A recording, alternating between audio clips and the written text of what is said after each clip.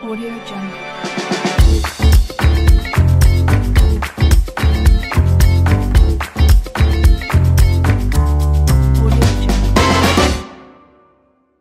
Assalamualaikum warahmatullahi wabarakatuh. Apa kabar pemirsa di rumah? Senang sekali saya Ambar bisa menyapa pemirsa di rumah di ATF Podcast. Nah, jika kalian sudah menonton video ATF Podcast sebelumnya, di episode sebelumnya, kalian pasti tahu kan informasi apa saja sih yang terupgrade nih di Kota Batu. Nah, di episode kali ini kita akan bahas tentang Desa Mandiri.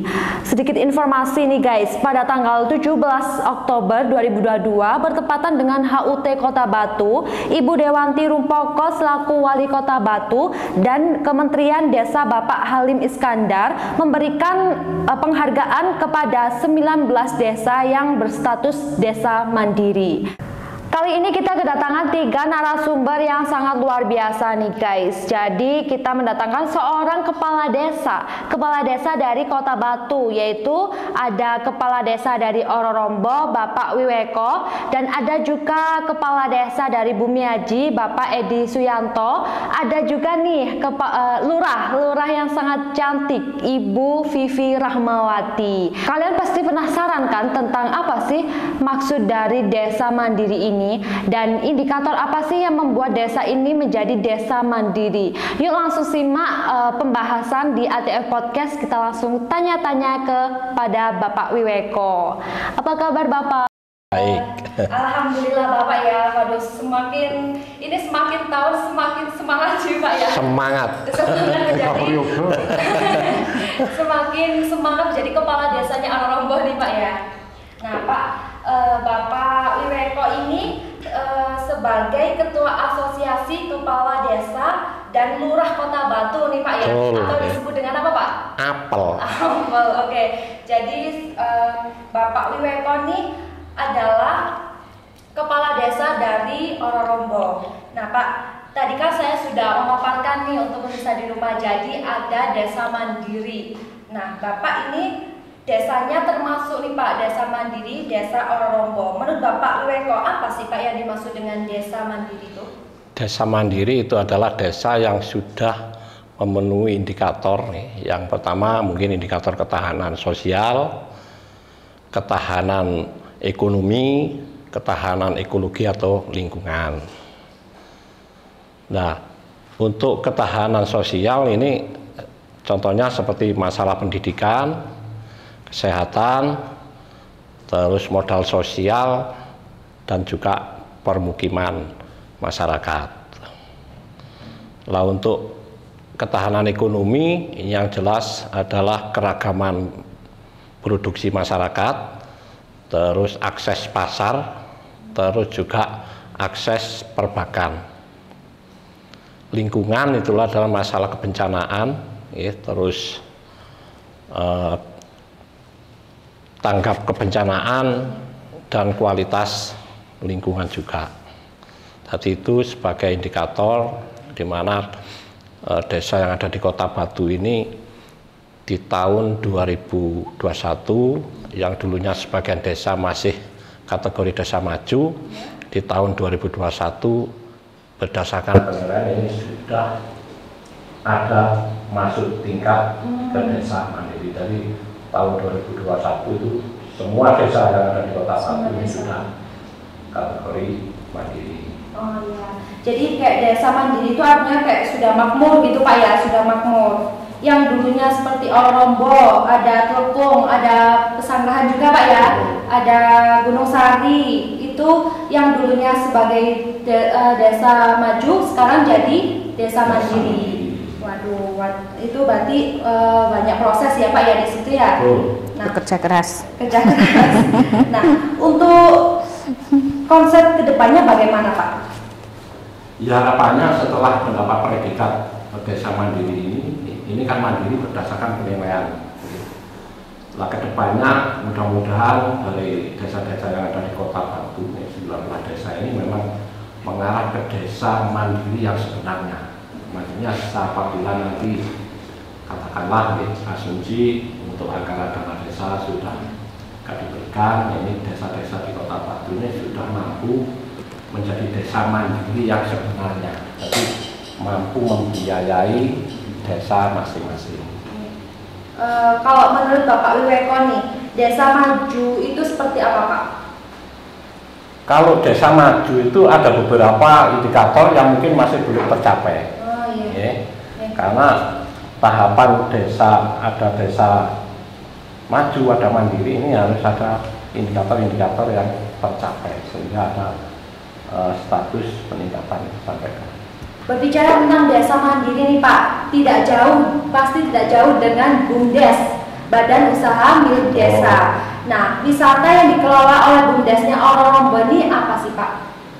Kalau wisata yang dikelola oleh BUMDes, sementara itu ada rest area, terus ada AMKE, ini masih dalam penataan, karena AMKE ini adalah wisata edukasi yang nantinya akan menjadi minimal tempat bermain dari masyarakat daerah Batu maupun masyarakat tetangga Batu, bahkan bahkan paling tidak bisa dikunjungi oleh masyarakat secara nasional.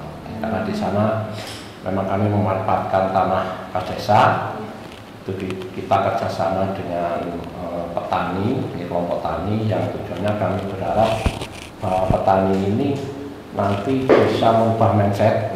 Petani tidak harus petani yang tanam jagung, tanam pokok, tetapi menjadi petani yang kedepannya menjadi petani modern.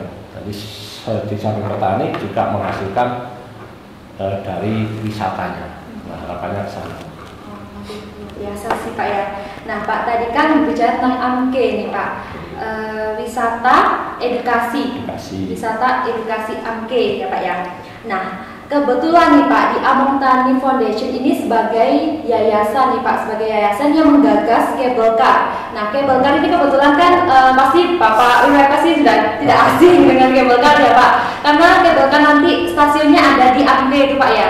Oke, nah Pak, menurut Bapak Wiweko, nah ini kan pembangunan cable car ini kan akan melibatkan masyarakat nih Pak.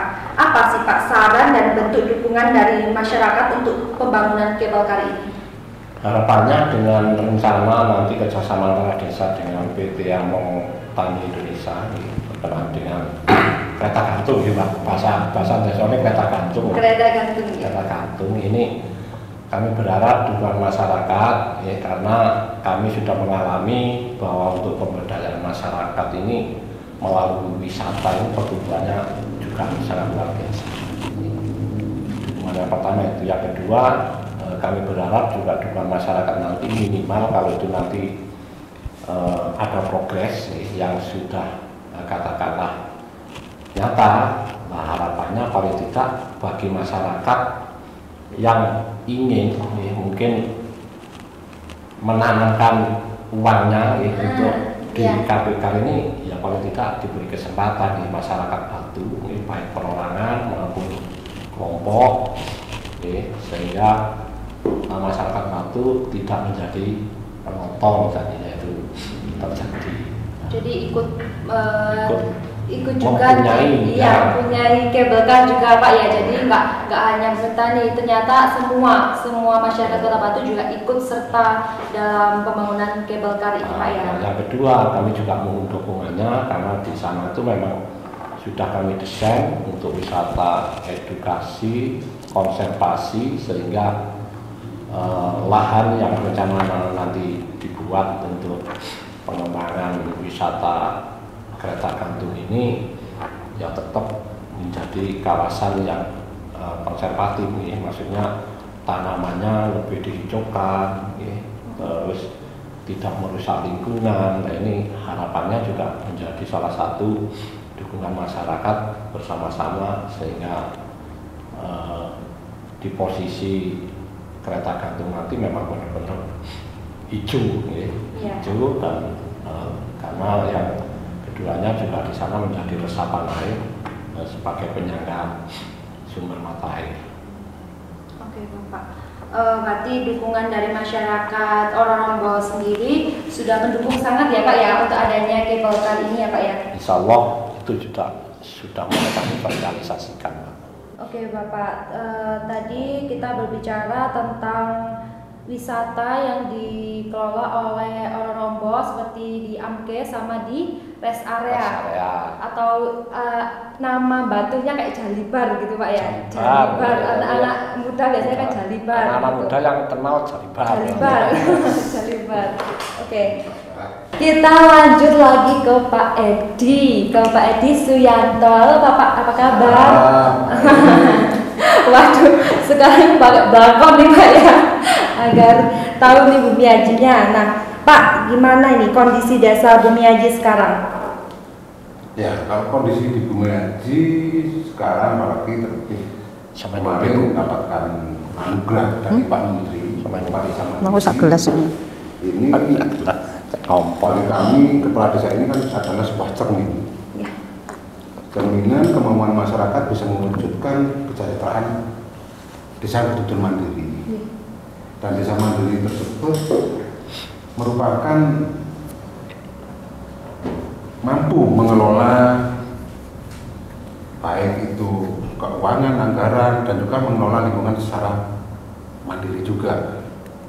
Yang tidak punya kemungkinan dikatakan mandiri memang masih belum betul-betul mandiri, di mana anggaran stimulan dari pemerintah masih kami butuhkan. Tapi yang kata mandiri memang pengembangan saat ini kami yang ada di desa ini diuntungkan dengan rasa masyarakat yang ingin sekali bahwa desa ini bisa lebih baik, lebih maju lagi untuk kesejahteraan. Di mana rasa gotong royongnya, Ya, kepala desa semua, semangatnya. ya semangat di Kota Batu ini apalagi yang masih di desa, ini semangat gotong royongnya masih sangatlah tinggi. Dan juga dalam pengembangan untuk desa mandiri saat ini, memang kami dan pemerintah desa mewadai, menampung apa sih yang menjadi kebutuhan dari masyarakat, sehingga kebutuhan masyarakat ditampung, kemudian kita musyawarahkan betul-betul di mana sebuah kebutuhan itu betul-betul bisa terrealisasi. Mulai jalan usaha tani, kemudian mulai pelayanan dasar, pembangunan yang ada di lingkungan, keamanan, kenyamanan. Itu. Pak, Bumiaji ini kan sudah menjadi desa mandiri nih Pak ya. Sebagai desa mandiri kan pastinya banyak nih lika-liku atau problemnya nih Pak. Apa sih Pak problem yang dialami dari desa Bumiaji sendiri itu? Pastinya dari sebuah pengembangan dari desa mandiri, problem terbesar bagi kami, khususnya masyarakat desa Bumiaji yang dulu merupakan salah satu penghasil apel terbesar. Oh, apel terbesar ya Pak? Apel terbesar di Kota Batu. Iya. Yang kemudian karena juga cuaca ataupun iklim yang sudah tidak memungkinkan lagi untuk ditanam apel, beralihlah masyarakat ini menjadi petani jeruk, kemudian bunga dan sayuran. Yang dulu hanya paten, biasanya nanam apel, sekarang beralih menjadi petani yang lain. Dan ini menjadikan peralihan ini menjadi sebuah peningkatan ekonomi, nilai pundi-pundi keuangan ini juga nggak semudah kita membalikkan tangan. Iya, betul sekali. Khususnya ini problem yang utama adalah pemuda, di mana pemuda saat ini sudah enggan untuk bertani. Iya. Dengan juga itu yang pertama enggan untuk bertani anak muda. Kemudian sekarang hasil pertanian di sini tidak menentu, baik itu jeruk, sayuran, ada kondisi-kondisi yang memang hasil itu tidak mampu menutupi anggaran yang dikeluarkan untuk bertani. Hasilnya panennya kak tentu harganya mahal, bahkan sempat dulu ada yang dibuang karena nggak laku. Ini dari problem kami, sehingga problem itu harus kita masukkan dalam sebuah wacana bagaimana ke depan agar petani ini tidak hanya bisa menjual barang itu mentah. Banyak suatu misal jeruk, bagaimana jeruk ini seandainya dalam kondisi tertentu tidak laku, dari UKM itu diusahakan bisa membuat ada yang berupa minuman, jus, itu kemudian juga sayuran. Ini bagaimana UKM ini bisa mengembangkan itu sehingga tidak ada dijual mentah. Jadi nggak banyak rugi ya Pak? Ya, tidak, ruginya tidak terlalu banyak. Iya. Tapi Jadi, problem yang utama itu Pak, dari semua masyarakat ini kayaknya sudah enggan bertani karena hasilnya juga memang itu tidak bisa menutupi kerugian. Nah, cara mengatasinya itu bagaimana Pak menurut Bapak Edi sendiri? Salah satunya adalah pengembangan di UMKM. Karena di UMKM kami di Desa Bumiaji ini ada 31 UMKM yang mereka mengembangkan dari hasil-hasil pertanian. Mulai dari, kalau dari sayur ada keripik kentang, kemudian ada yang buat sari apel, ada yang buat jamu seperti minuman seperti ini juga ada. Bahkan ada yang beralih lagi kerjaannya dari petani menjadi buka kafe, buka warung. Ini sekarang sudah mulai menjamur di Desa Bumiaji. Sehingga mereka nanti bisa merasakan bahwa petani juga merasakan juga berwisata. Oke Pak, jadi tadi sebagai apa ya Pak ya, cara mengatasinya jadi problem, terus ada mengatasinya tadi seperti itu Pak ya. Nah oke, untuk selanjutnya Pak, Bumiaji kan terkenal dengan sektor pertaniannya nih, menjadi mata pencaharian utama dari sebagian warga dari Bumiaji. Bagaimana sih Pak cara mempertahankan sektor pertanian yang merupakan perekonomian utama dari Bumiaji itu sendiri? Kalau untuk mempertahankan pertanian tentunya kita harus sinergi Pak dengan pemerintah. Yang mana di Bumiaji, mungkin di Kecamatan Bumiaji, ini kami masih diuntungkan dengan namanya Perda TRP, yang dimana di situ masih harus merupakan lahan hutan atau lahan hijau. Sehingga di sana tentunya ada sebuah aturan tidak diperbolehkan membuat bangunan yang berupa permanen, sehingga petani atau lahan pertanian ini masih bisa terjaga.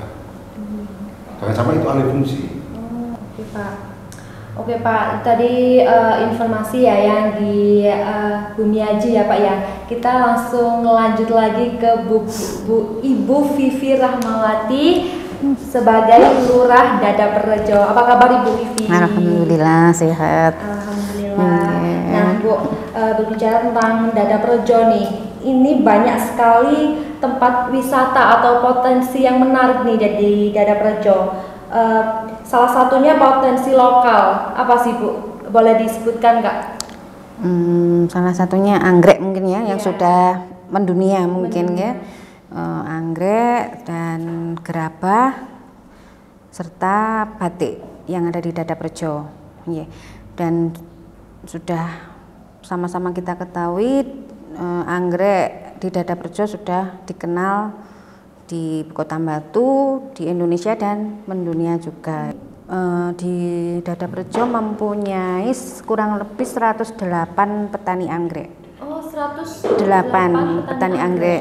Jadi rumah-rumah yang punya lahan seperti itu dibuat untuk bibit-bibit anggrek. Masyarakat pun ada penghasilan ya, ada tambahan penghasilan dari itu. Ibu-ibu rumah tangga banyak yang bertanam anggrek sekarang. Ada juga yang gerabah dan batik. Gerabah dan batik ini alhamdulillah juga sekarang ini banyak sekali peminatnya ya, pemesanan untuk tahun ini. Dari akademis, dari pemerintahan banyak sekarang yang pesan ke batik ini. Oke Bu. Nah tadi itu saya ingin bertanya di awal Bu, tapi lupa. Bedanya desa sama lurah ini apa sih Bu? Desa ini, kalau kelurahan ini kan kita sama-sama di bawah kecamatan ya, di bawah camat. Dan kalau kelurahan itu kita di bawah kepemimpinan camat sebagai tempat beroperasinya pelayanan pemerintahan dari wilayah kota ke wilayah kelurahan. Dan mungkin untuk aset kan Dadaperrejo ini khususnya tahun 2011 beralih dari ke kelurahan, dan mungkin untuk aset, jadi asetnya kelurahan itu semua pengelolaannya masuk ke kota semua. Kalau desa mungkin masih lebih ke adat ya, berbentuk dan mengurus urusan masyarakat setempat berdasarkan asal usul, dan masih bisa ini Pak ya, mengelola aset aset tanah mungkin untuk pendapatan desa itu sendiri. Kalau kelurahan tidak bisa mengelola itu. Oke Bu, tadi saya sudah tahu nih Bu, jadi bedanya desa sama kelurahan. Nah Bu, satu lagi, menjadi desa maupun kelurahan ini yang memiliki keunggulan masing-masing ya Bu ya. Tentunya tidak terlepas dari potensi yang dimiliki oleh warga tersebut. Desa Dadarejo dari segi pendidikan maupun pelayanan masyarakat itu bagaimana sih Bu? Alhamdulillah kalau dari pendidikan kemarin itu ada beberapa aset yang peralihan desa ke kota itu tanah tersebut untuk pendidikan juga, untuk sekolah SD, MTS seperti itu. Dan pada awalnya memang dari biaya warga sendiri ya, swadaya warga awalnya, akhirnya lambat laun dibantu dengan anggaran dari pemerintah kota itu. Jadi di Dadarejo ini lengkap Mbak, alhamdulillah, mulai PAUD, TK, SD, MAN, MTS dan pondok-pondok pesantren sudah ada semua. Jadi banyak sarjana juga ya Bu ya? Banyak rata-rata sudah sampai sarjana sekolahnya. Ya, jadi semoga warga Dadarejo-nya juga makmur ya Bu ya. Alhamdulillah. Semua usaha seperti anggrek, batik dan gerabah tadi bisa meningkatkan ekonomi warga dari Dadarejo sendiri. Nah, ke Bapak Edi nih. Bapak Edi udah siap-siap kayaknya. Tadi nih Bapak Edi tuh sama pegang-pegang kabel kan kayaknya hari ini. Oke, Bapak Edi. Bapak Edi tadi kan sudah mendengarkan tentang Bu Vivi nih. Tadi kan berbicara tentang pelayanan masyarakat. Nah Pak, saya tuh kalau jalan-jalan ke Bumiaji nih biasanya itu melihat balai desa. Balai desanya seperti kayak ada di Ororombo juga banyak ada balai desanya. Nah, di Bumiaji ini ada balai desa Pak. Untuk saya melihatnya itu fasilitas di balai desanya Bumiaji juga itu sudah mumpuni. Nah, apa sudah difungsikan oleh masyarakat, Pak? Kalau balai desanya memang untuk pelayanannya bisa difungsikan betul-betul manfaat untuk masyarakat.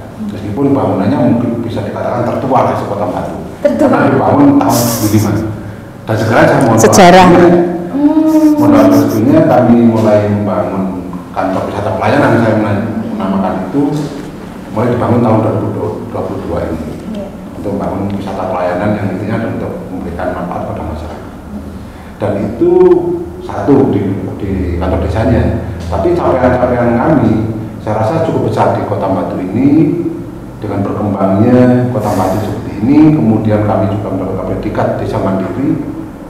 Capaian-capaian itu saya rasa patut kita catat bahwa untuk pelayanan dasar mulai dari pendidikan, kemudian pelayanan dasar untuk usaha, suatu misal jalan usaha tani, kemudian pelayanan dasar untuk kebutuhan anak-anak PAUD, dan TK di Kota Batu ini sudah sangat-sangat bermanfaat pada masyarakat, dan juga pelayanan masyarakat ini sudah betul-betul bisa maksimal. Berarti sekarang di balai desanya juga sudah di-upgrade lagi ya Pak ya? Biar lebih bagus lagi Pak ya, lebih dari tahun berapa Pak? Tahun 75. Dan sekarang di-upgrade lagi sebagai semakin bagus ya Pak ya? Biar masyarakatnya juga seneng gitu Pak ya. Nah, menjadi desa mandiri nih. Wali Kota Batu ini kan mempunyai visi nih Pak ya, mempunyai visi desa berdaya kota berjaya. Dengan ukuran desa mandiri nih, kira-kira visi tersebut sudah tercapai nggak sih Pak untuk desa Ororombonya ini? Kalau menurut kami visi misi desa berdaya kota berjaya ini sudah tercapai tapi belum maksimal. Karena memang ada beberapa yang mungkin harus dilakukan baik di desa maupun sinergitas antara desa dan pemerintah kota. Besar harapan kami dari teman-teman desa ini memang ingin mengembangkan desa wisata. Tujuannya apa? Desa wisata adalah salah satu penunjang untuk pemberdayaan perekonomian yang ada di masyarakat desa masing-masing. Tetapi juga jangan dilupakan bahwa wisata desa ini jangan merubah ekologi atau lingkungan yang sudah ada, sehingga desa wisata tetap jalan, ya, tetapi alamnya juga masih terjaga. Ini harapannya teman-teman seperti itu. Nah, untuk desa berdaya Kota Perjaya ini ya yang tadi saya sampaikan sudah tercapai ya, karena wujudnya yang jelas Batu sudah menjadi desa mandiri semua. Tetapi ada beberapa yang harus dilengkapi memang. Sehingga nanti apa yang saya sampaikan awal bahwa desa mandiri ini tidak sebatas desa mandiri berdasarkan penilaian, tetapi desa mandiri yang benar-benar nantinya bisa mandiri secara utuh di masing-masing desa yang ada di 19 desa di Kota Batu. Seperti itu Pak ya, oke Pak. Nah Pak, kita sambil ngobrol-ngobrol nih Pak, sambil ngobrol santai nih, boleh diminum Pak wedang uwuhnya dari angkringan asli Jogja. Nah nanti Bapak mampir boleh di angkringan khas Jogja, boleh di hari ini gratis. Hari ini boleh Pak diminum, dicicipi dulu. Karena kan di Batu nih dingin Pak, apalagi di Bumiaji itu Pak, Bapak Edi itu. Di Bumiaji kan dingin nih. Cocok untuk kafenya, Mak. Oh iya. Itu bagaimana Pak Wiko rasanya? Enak. Enak. Cocok untuk apa ya? Kebetulan ini kondisi Batu kan Ekstrim. ekstrim ya. Cuaca ekstrim. Udaranya dingin, hujan lagi. Pak Wiweko, ini saya mau bertanya nih, dengan perkembangan pariwisata di Kota Batu, bagaimana sih Pak sisi budaya agar tidak luntur dan tetap menjadi penunjang pariwisatanya? Bagaimana Pak? Ya, jadi gini Mbak ya, kan memang namanya budaya itu tidak bisa dilepaskan dengan perkembangan yang mana Batu sekarang sudah menjadi kota wisata. Secara otomatis desanya juga mengikuti lah.